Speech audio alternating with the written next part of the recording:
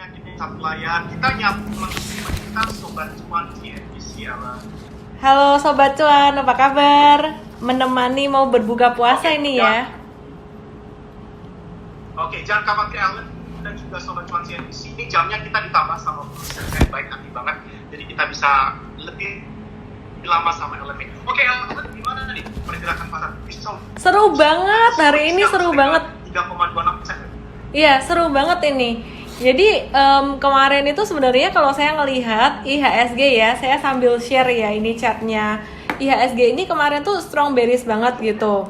Dan kemudian sampai pergerakan kemarin ini sebenarnya nih kalau bisa dilihat nih ya. Nih, kemarin tuh downtrend banget untuk jangka menengahnya. Nah, hari ini dia breakout nih. Ini dia breakout. Nah, apa sih yang bikin IHSG hari ini tuh breakout sebenarnya adalah saham-saham perbankan. Nah, saham-saham perbankan ini kemarin juga ada saya sebut di Instagram saya, video-video Instagram saya. Yuk, ini kesempatan kedua loh buat teman-teman yang belum investasi di banking, kita masuk nih. Kenapa? Karena saham-saham banking kayak BCA, BRI, BNI itu udah mulai turun mendekati level terendah tahun ini. Ya, jadi saya ada ajak sekitar 2-3 harian terakhir gitu Elmo. Mungkin Elmo ikut beli ya? Oke, kita sapa dulu ya. Sobat-sobat cuan kita ada ini muncul CNBC terdepan pada GC Tech Smart. Buka salam profit IHSG terbang gua kakak. Nah, ini menarik. Halo Ruby Ilham. IHSG terbang, tapi bukannya kita harus khawatir ya Cielen kalau kalimat IHSG terbang, karena kita naik setinggi apa, tapi nanti kan apa yang naik terlalu cepat tinggi, turunnya juga cepat. Teori relativitas ini ya, Ellen ya. Iya, jadi kalau kita melihat secara makro, kondisi perekonomian ini memang masih melambat banget. Nah, untuk jangka menengahnya, sampai bulan Oktober nanti saya melihat masih riskan untuk terkoreksi, pasar masih riskan terkoreksi. Bahkan bulan Mei ini pun saya cenderung lebih waspada ya, dibandingkan bulan Maret kemarin ya. Kenapa? Karena udah 2 bulan berturut-turut nih naik, jadi nanti Mei kita cenderung lebih hati-hati. Kalau saya sih sekarang outlook saya masih bearish meskipun naik dalam jangka pendek. Jadi meskipun tadi IHSG breakout, untuk short term ya outlook saya masih bearish. Meskipun demikian, meskipun outlooknya masih bearish, kita sebenarnya udah take action loh untuk beli gitu. Jadi untuk saham-saham yang investasi jangka panjang ya, kita udah bilang boleh nih masuk 20%. Nah, nanti hari Senin saya akan update lagi apakah kita akan tambahkan jadi 25% gitu. Jadi apa sih 20%? Misalkan teman-teman punya uang 100 juta gitu, 100 juta. Nah, ini udah boleh masuk 20 juta untuk investasi jangka panjang. Kenapa nggak semuanya aja dimasukin gitu? Jadi kita tuh kalau kata Warren Buffett, jangan masukin 2 kaki langsung dalam satu kolam, dites dulu gitu. Terus malah kalau saya ngetesnya pakai tongkat gitu ya, jangan kakinya yang dicelupin gitu ya. Ya jadi di situ kita ngetes kedalaman kolam ini. Nanti kalau misalkan terjadi turun lagi, kita masih punya cash. Tapi kalau misalkan naik, kita juga udah punya barang nih, teman-teman. Pasti kalau yang ngikutin beberapa hari kemarin udah mulai untung nih ya. Oke, dia bisa ke bottom lagi breakout hari ini. Nah, kayak apa Ellen itu belum juga karena sentimennya kan bisa balik. Elmo mungkin ini headsetnya kalau dilepas biasa suaranya lebih jelas sih ya. Ini suaranya agak putus-putus ya gitu. Nah, apakah bisa kebanting lagi? Sebenarnya kalau saya melihat sektor perbankan ini jangka menengah itu masih riskan ya. Jadi sebenarnya yang menarik tuh ya, tadi pagi tuh saya menerima informasi bahwa ada beberapa perusahaan perbankan, perusahaan gede gitu ya, perbankan gede gitu, diturunkan ratingnya ya, tingkat utang itu diturunkan, dia punya rating diturunkan dari stabil menjadi negatif. Demikian juga peringkat utang di Indonesia itu diturunkan. Nah, kenapa kok malah hari ini naik? Karena ya memang udah dekat dengan level terendah tahun ini, sehingga oleh investor besar saham-saham banking ini dinilai valuasinya sangat terdiskon, harganya diskon, jadi dekat dengan area yang kemarin saya sebut di Instagram saya ya, BCA 22 sampai 24. Nah, kemudian ada juga BRI, ini saya nggak hafal, ntar saya bukain ya. Nah, udah dekat dengan area low-nya. Kalau BRI itu dekat sekitar 24 sampai 26. Kemarin saya bilang 24 sampai 26 beli gitu. Jadi dekat-dekat dengan area low ini, investor besar pun mereka juga udah, oh ini turun lagi loh, kesempatan kedua, berburu lagi gitu. Jadi kalau ditanya bakalan jatuh lagi nggak sih? Oke. Bakalan jatuh lagi nggak? Kalau short term pasti akan ada pantulan jangka pendek naik, itu wajar banget, pakai aja buat trading, nggak apa-apa. Nah kalau untuk jangka menengah bisa jatuh lagi nggak? Masih bisa. Kalau saya bilang masih bisa gitu. Oke. Ini berikutnya terkait dengan sentimen, karena hari ini juga jadi headline, katanya masih percaya kali ini benar-benar bisa manjur buat ngobati. Makanya Eropa bahkan Asia hari ini juga semuanya menghijau. Ini nggak kita amini kali ini kalau kita berbicara mengenai sentimen-sentimen kayak gini, obat corona bisakah terus memberikan suntikan bullish ke? Iya, jadi kalau bicara tentang obat corona sendiri, memang saat ini juga belum ada yang memang terbukti manjur gitu ya.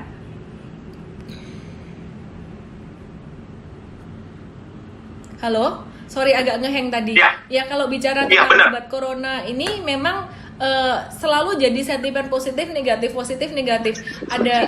Ada berita obat keluar ini, oh positif, habis itu dites tidak terbukti, turun jadi negatif kayak gitu.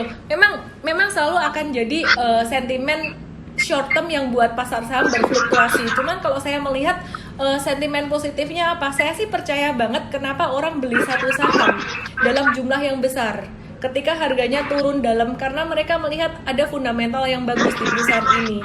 Jadi kalau misalkan IHSG jatuh lagi, diingat-ingat yang dibeli itu satu saham blue chip dulu. Pasti blue chip gerak dulu. Kemarin kan juga Maret yang naik blue chip dulu. Nah setelah blue chip naik, yang kedua biasanya second liner naik gitu, saham-saham second liner gitu. Nah itu saya percaya banget dengan fundamental. Kalau dengan kondisi saat ini tuh orang akan berburu saham berfundamental bagus gitu. Oke, Cielen ada pertanyaan dari Chao Shuling. Menurut Ibu, perbankan lebih defense untuk yang segmen UMKM atau korporasi? Tadi kan kita sudah bahas banyak juga hari ini BBRI. Nah, Cielen gimana? Ya, kalau perbankan saat ini buat trading bebas ya. Kayak tadi tuh BTPS, saya beli BTPS kemarin saya juga ada sebut mungkin di live atau di ini video IGTV saya. Jadi di BTPS tuh kemarin kita beli dan hari ini naik belasan persen. Tapi kalau untuk investasi jangka panjang, kita fokus pada yang gede. Kenapa? Karena resiko market dalam jangka menengah sampai akhir tahun ini, tingkat kredit macet akan sangat meningkat sekali. Siapa yang bertahan? Bank besar.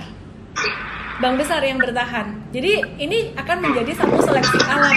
Nanti bank yang kecil-kecil ya mereka mungkin yang bukan yang listing di bursa bisa juga ya.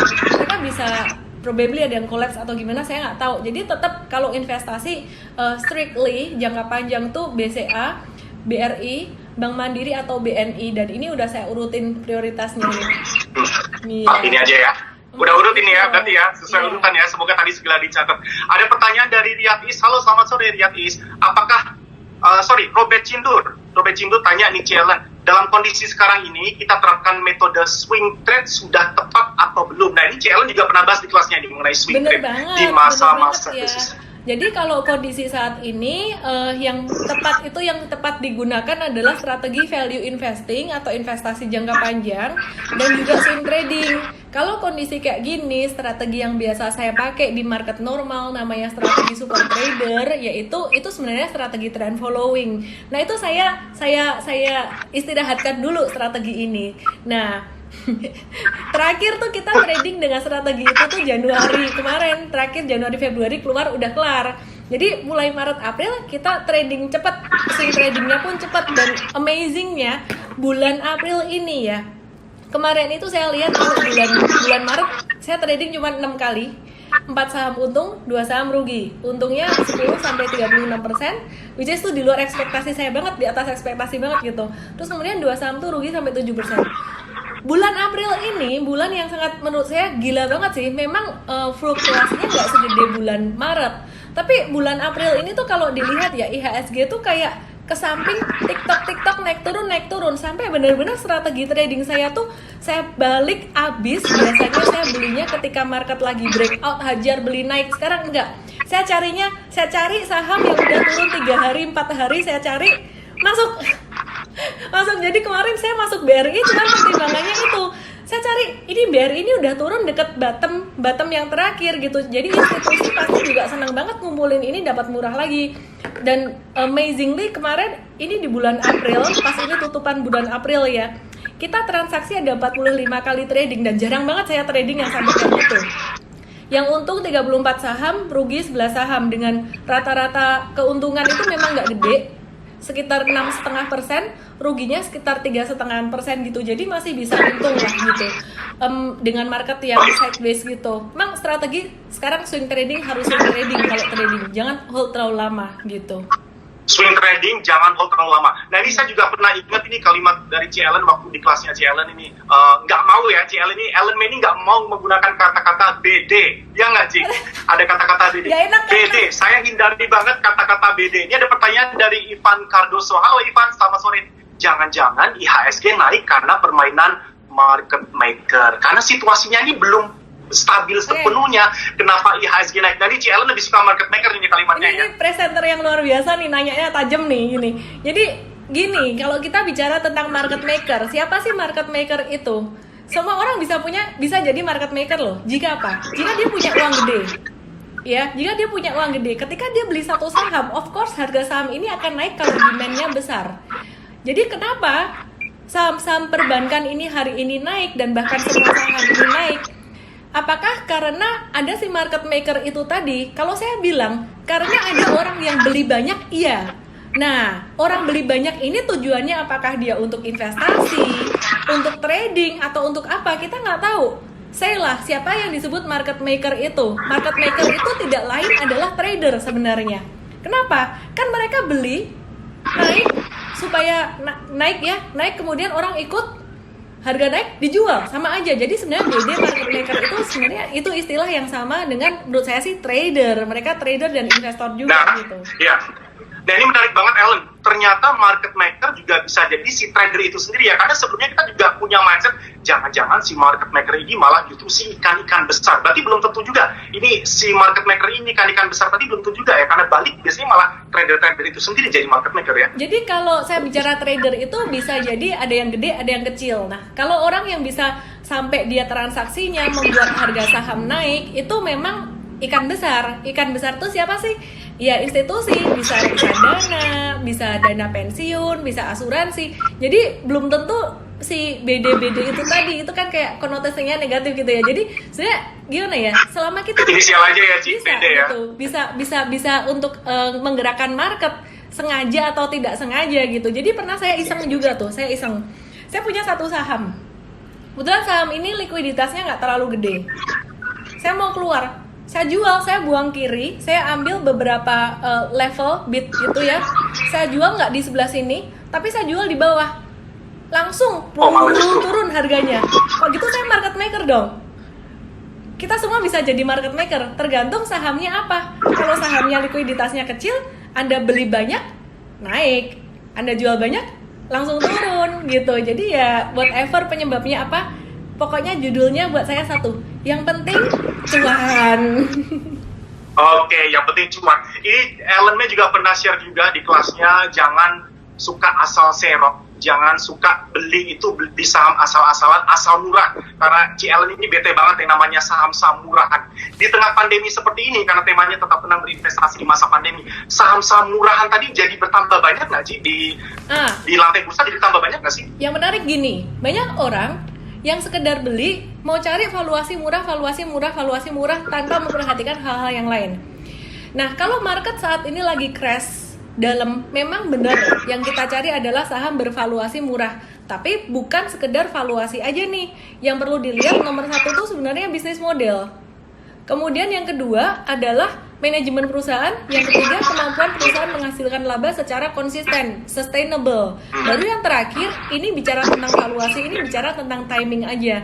Nah pertanyaan yang lucu banget nih ya, beberapa waktu yang lalu ada yang nanya ketika saya live gini, Ellen, better tuh beli sahamnya tuh yang beli sahamnya yang perusahaan terimpact positif oleh corona atau terimpact negatif. Contohnya perusahaan penerbangan, boleh nggak kita investasi di situ? Anyway, kalau kamu mau trading bebas-bebas aja, toh Garuda saat ini juga naik gitu. Tapi kalau mau investasi jangka panjang, jangan kita pilih yang terimbas positif. Pilihlah perusahaan yang memang bisnis modelnya mau market lagi corona, mau market lagi apa gimana, itu tetap ada demand-nya. Contoh, beberapa hari yang lalu saya sempat lihat nih review beberapa hasil perusahaan di kuartal pertama gitu. Ada Sido, ada Mayora, terus Hoki juga sempat saya lihat. Terus kemudian Cleo saya sempat lihat juga beberapa perusahaan consumer good ini. Yang menarik si Sido dan Mayora ini mereka bertahan. Nah, Sido ini memang dia peningkatan revenue dan peningkatan labanya nggak gitu tinggi banget, tapi dia survive, bertahan. Slowing down nggak? Pasti dong, kan karena dia punya logistik juga terkendala ya. Tapi tetap oke-oke aja. Kesimpulannya, beli saham jangan yang murahan. Kalau mau beli saham valuasinya murah, lihat dulu fundamentalnya dia punya bisnis model gimana, kemudian manajemen dan profitability gitu.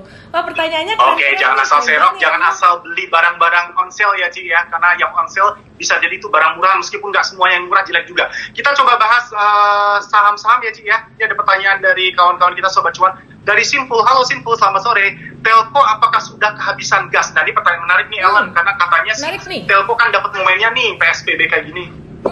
Jadi menarik banget. Kalau kemarin 2 hari atau kemarin ya, saya sempat ngebahas di video sore saya di IGTV itu, saya bahas tentang saham-saham telco kayak Excel, Isat, kemudian Telkom, itu sempat naik kemarin dan kita cepat keluar ya. Ayam-ayaman juga, Cepin Japha Maitas, ayam-ayaman sempat trading, tapi kita udah keluar, kemudian ganti Telkom. Sekarang kita ganti perbankan. Nah, short term memang udah selesai nih Telkom, kemarin udah selesai. Nanti selesai perbankan, nanti dia bisa main lagi gitu loh. Jadi probably next week dia bisa aktif lagi. Jadi intinya sih sekarang trading cepat aja. Nah, kalau untuk investing jangka panjangnya, Telco dipilih nggak perusahaan-perusahaan telekomunikasi ini? For long term investing, saya cuma pilih TLKM aja. Kenapa? Karena dia kuat, selain dia kapitalisasinya gede, dia juga tidak hanya di operator seluler, dia punya TV kabel, dia punya T-Cash ya, jadi inovasi terus. Dan sebenarnya kalau mau long term investing itu kita ngikutin jejaknya yang memang maestronya si investing ya, Warren Buffett itu kan memilihnya perusahaan consumer goods sebenarnya nomor 1 itu sih. Oke, nah siap, karena Ci Ellen udah nyebut consumer goods, ini banyak hari ini pertanyaan juga tentang UNVR. Sorry Sobat Cuan ya kalau nggak saya sebutin namanya satu persatu karena pertanyaannya hampir semuanya sama. Ini perwakilan aja dari Paskibraka. Selamat sore Paskibraka. Apakah UNVR akan lanjut sampai resist trend lainnya di 9.000 atau bisa pullback dulu Miss Ellen? Gimana nih UNVR? Banyak yang tanya, soalnya masih bisa terbang berapa lama lagi UNVR dan terbangnya kemana lagi UNVR ini? Ya, saya coba bukain chart Unilever ya supaya kelihatan ya. Unilever ini sebenarnya kalau bicara dia terdiskon baik secara harga maupun valuasi itu udah terjadi 2018. Di mana di akhir 2018 itu dia punya valuasi, dia punya harga itu udah discounted 30-40%. Which is kalau ditanya sekarang ini Unilever itu posisinya, kita bicara dulu ya valuasi ya. Kita lihat Unilever ini masih murah. Murah tuh jangan dibandingin dengan saham-saham yang lain, memang dia premium. Jadi dia dibandingkan murahan ya. Betul. Ya. Jadi dia dibandingkan dengan historical. Kalau saya membandingkan valuasi dia tuh Unilever saya lihat berdasarkan historicalnya. Jadi Unilever ini termasuk saat ini masih murah valuasinya. Bisa turun lagi nggak? Anyway, kalau teman-teman memang niat untuk investasi di Unilever, ambil aja sekarang. Misalkan Anda berniat untuk contoh ya, ambil 10 lot, paling enggak sekarang Anda harus punya 3 lot dulu untuk investasi. Nah, jadi nanti mau naik mau turun, Anda bisa tetap udah punya saham ini untuk investasi. Nanti ketika turun, kalau saya perhatikan Unilever itu cukup kuat ya, cukup defensif. Turunnya mungkin hanya akan sekitar ke 6.600-an. Paling rendah dia turun sekitar 5.500, ini juga lama. Maksudnya peluang turun sampai ke angka ini lagi tuh kalau saya lihat agak susah gitu ya. Jadi dibandingkan dengan perbankan yang masih bisa turun lagi dan lagi, saya ngelihat Unilever ini bakalan lebih stabil pergerakannya di angka ini. Jadi teman-teman yang memang niat investasi Unilever untuk jangka panjang, udah ambil aja dulu gitu. Oke, berarti ini the best time ya. Entry levelnya bisa juga kita pakai yang ini ya, besok Senin ya, untuk UNVR ya. Karena banyak banget yang tanya di UNVR. Beda kalau teman-teman mau trading lain cerita ya. Jadi ya kalau yang saya ngomong barusan, ambil aja dulu, ini konteksnya buat investasi. Jadi investasi itu kalau beda range beli lumayan gede range-nya tuh nggak. Time frame-nya Ci lebih jelas berapa kalau ini untuk investasinya berapa nih kira-kira time frame-nya di situasi 5 tahun untuk UNVR. Hold 5 tahun. Siap. Ya. Oke, selain UNVR, gimana posisi dari emiten-emiten sektor konsumer lainnya? Karena daya beli kita kan juga katanya lagi terpukul. Meskipun PSBB juga masih bisa tetap beli barang, masih bisa kirim barang buat saudara-saudaranya di kampung halaman. Tapi mana sih sektor konsumer lain yang juga bakalan masih bisa survive, stay afloat lah paling nggak di situasi PSBB? Kalau blue chip itu udah pasti ya, antara Unilever, Indofood, kemudian ICBP, Gudang Garam, dan HMSP. Meskipun terjadi PSBB, meskipun di PHK banyak orang tetap aja ngerokok. Saya juga heran gitu. Low end Indonesia banget ya. Gitu ya. Dan sekarang juga lagi murah-murahnya untuk saham sektor ini sigaret. Terus kemudian kalau untuk yang second liner, ini saya suka banget itu hoki sebenarnya. Buyung Putra Sembada. Ya kenapa? Beras. Ya jadi semakin susah, kondisi susah, banyak yang donasi, banyak yang beli kayak gitu. Jadi ini si hoki ini juga termasuk yang kemarin naiknya lumayan cepat dan sekarang stabil gitu. Jadi untuk trading pun lumayan ini hoki di TikTok keluar masuk oke juga gitu. Oke, TikTok keluar masuk oke juga untuk hoki. Ada masukan nih dari Todoriki Second. Selamat sore Todoriki, keren nih strateginya di open banget. Iya dong, kalau ada alumni pasti nggak pernah pelit bagi strategi. Ini banyak banget yang hari ini tanya perbankan. Kalau nggak perbankan ya sektor consumer, CLN, ada BBRI, ada UNVR. Masuk asing malah justru banyak menjelang penutupan, Pak. Nah, CLN sendiri lihat seperti apa sih? Tadi perubahan kayaknya langsung switch juga nih kalau kita lihat ya. Sesi kedua kayaknya langsung balik arahnya, asing malah justru banyak belanja. Masuk ke sesi 2 awal ini, Ci. Saya ngelihatnya sih market hari ini udah aktif dari pagi ya. Agak berbeda tuh biasanya kalau pagi marketnya cenderung aktif di pagi hari, abis itu siang sepi, sore rame lagi. Kalau hari ini enggak, hari ini tuh rame dari pagi sampai sore gitu. Jadi biasanya kalau EM trade kondisi normal itu coach aja yang jagain. Ini saya kondisi kayak gini saya ikut mantengin, kenapa? Seru banget nih gitu. Sampai sore saya liatin, wah ini aktif banget. Dan kalau saya lihat nanti next week itu yang bakalan gerak itu yang belum gerak ya sekarang ya untuk trading itu sektor mining bisa gerak untuk next week gitu.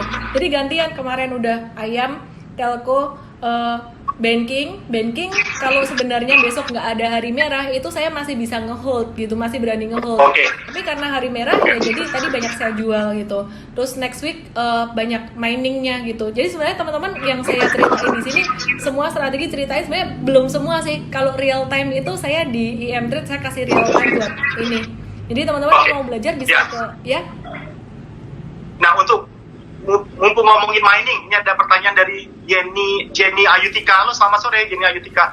Bahas prospek CPO dan mining dong, Ci. Nah, miningnya tuh yang mana kalau kita ngomongin spesifik mining? Karena kemarin kan udah sempat bearish banget itu. Ya, kalau mining ini tadi saya lihat sendiri ya, kalau untuk PTBA itu dia punya result laporan keuangan memang agak kurang bagus gitu. Jadi mining ini kita nggak pilih untuk investasi jangka panjang, kita pilih untuk trading. Nah, saham-sahamnya apa? Itu jujur kata seperti yang saya bilang tadi ya, kalau untuk investasi saya bisa gamblang semuanya. Kalau buat yang trading itu benar-benar harus real time banget. Karena apa? Karena saya beli sore ini, Senin nanti bisa jadi saya jualan, kalian baru masuk gara-gara dengerin live ini, kan cilaka itu. Jadi sekarang tradingnya sangat cepat sekali. Jadi kalau tadi kami sih masuk di Indi, terus ada Antam juga kita masuk. Cuman ya itu kan udah beli tadi gitu loh. Jadi Senin nanti ya kita lihat aja gitu. Kalau memang masih naiknya belum cepat, Anda bisa masuk. Kita targetnya nggak banyak-banyak. Target trading kita saat ini sekitar 7-10% sustainable kayak gitu terus.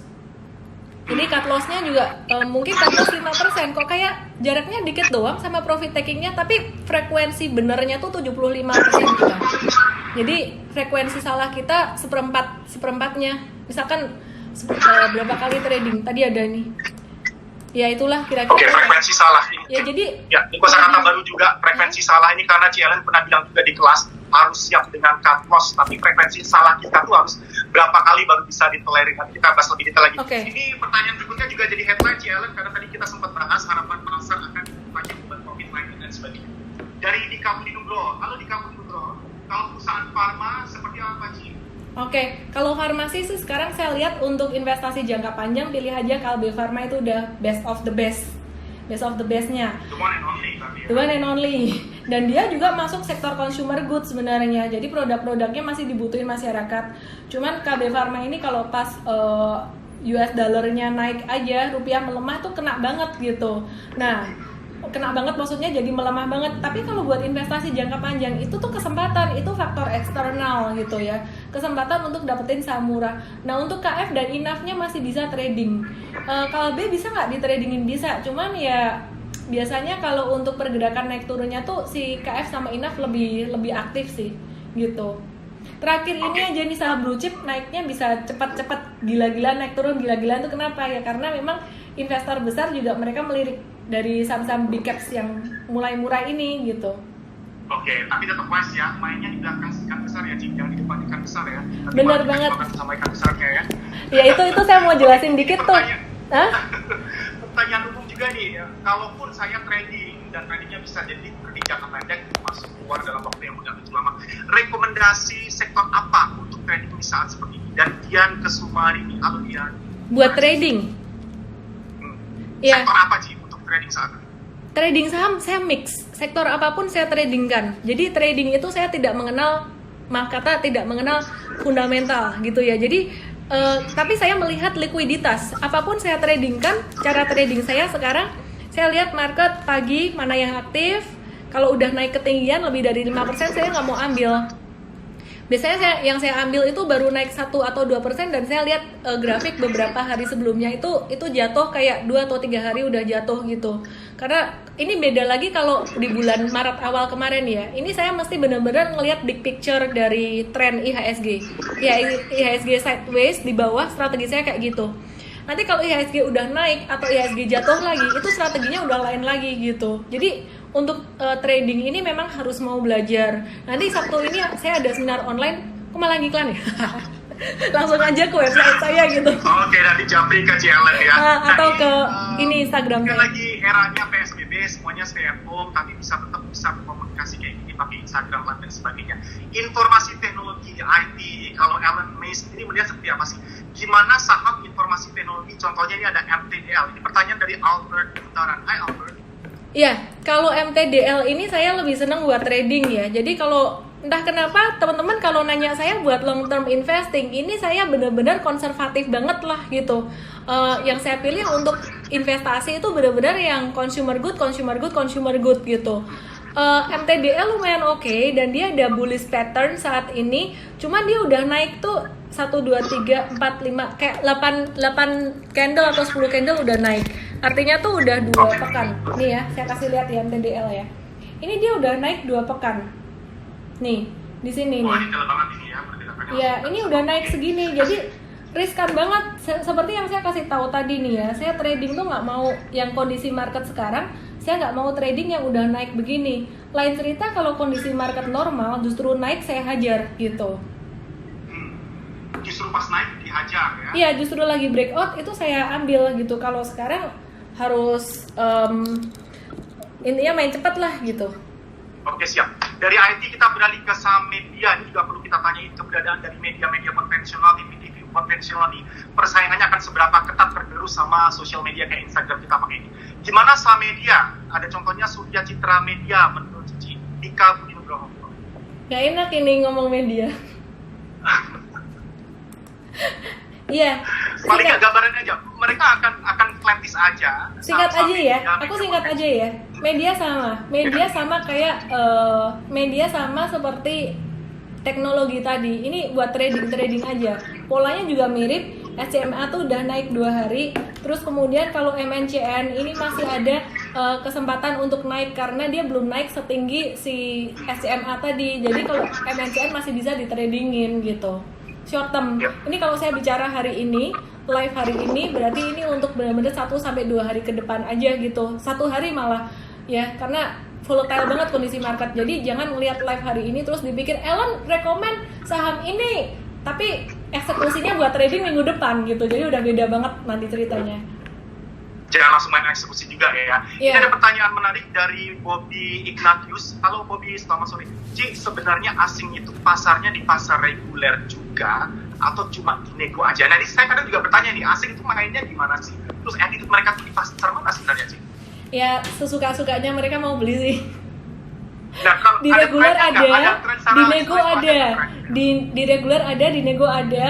Mereka kalau di nego juga mereka melalui bank kustodian. Kalau saya lihat sih mereka lebih banyak lewat bank kustodian, lewat transaksi nego itu lebih besar ya, karena mereka transaksinya jauh lebih gede. Tapi saya lihat sendiri di reguler juga ada kok.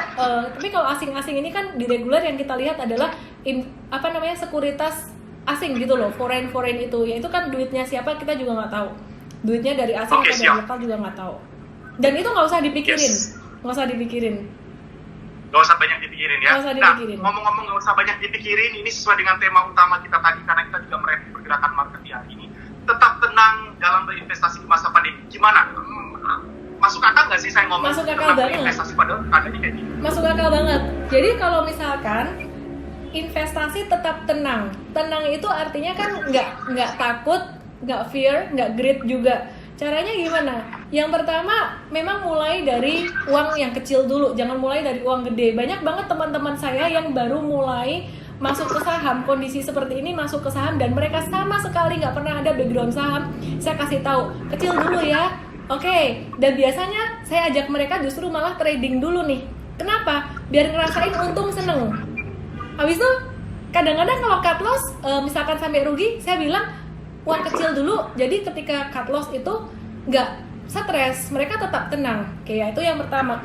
Kemudian yang kedua, saya selalu ajak untuk teman-teman saya yang baru aja mulai, ini harus mau belajar. Paling enggak ngikutin live kayak gini setiap hari, ya baca CNBC Indonesia. Jangan iya dong, harus nih. Setiap pagi saya baca tuh CNBC Indonesia. Jadi supaya update juga dengan resiko-resiko yang ada di market gitu. Itu sih, jadi membekali diri dengan ilmu dan informasi. Siap, ada pujian dari Novan Putranto. Apik tenang wong Solo, paten. By the way, Cik Ellen ini dari kota Solo, sama-sama kawan sahabat Solonya.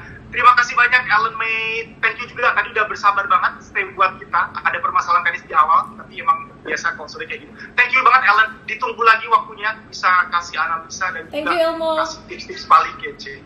Thank you so much. Jaga kesehatan Ellen ya. Thank you CNBC. Stay at home, bye-bye. Ya, salam profit. Best luck Ellen, terima kasih banyak.